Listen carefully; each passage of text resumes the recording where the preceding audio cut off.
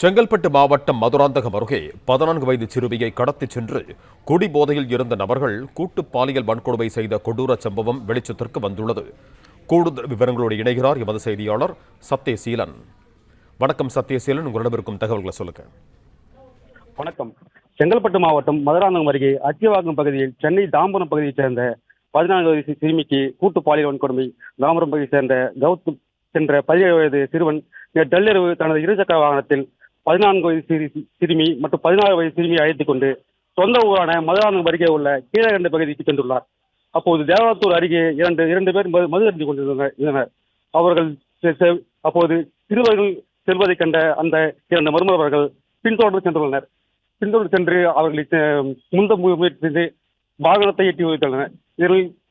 இதில் அவர்கள் மூவரும் சென்ற வாகனம் நிலை தடுமாறி கீழே விழுந்துள்ளது. இதனை அடுத்து 16 வயது சிறுமியை அழைத்துக் கொண்டு அந்த சிறுவன் இருசக்கர வாகனத்தில் சென்றதாக கூறப்படுகிறது.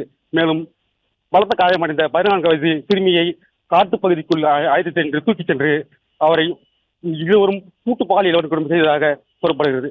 மேலும் இந்த வழக்கு குறித்து மேலும் அனைத்து மாவட்ட போலீசார் வழக்கு பதிவு செய்து விசாரணை மேற்கொண்டு வருகின்றனர். பிளே ஸ்டோர் மற்றும் ஆப் ஸ்டோரில் இருந்து பாலிமர் செயலியை QR கோடு மூலம் பதிவிறக்கம் செய்யுங்கள். செய்திகளை உடனுக்குடன் பெறுங்கள்.